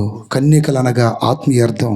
దేవుని బిడ్డలే కన్యకలు, ఎత్తబడే సంఘమే కన్యకలు. అందరు లేచి నిలబడండి. ప్రియ దేవుని సంఘమా, దేవుని బిడ్డలారా, దేవుని యొక్క వాక్యాన్ని మనం విన్నాం. ప్రార్థన చేయి. స్తోత్రం, స్తోత్రం, స్తోత్రం. హల్లెలూయా, హల్లెలూయా, హల్లెలూయా.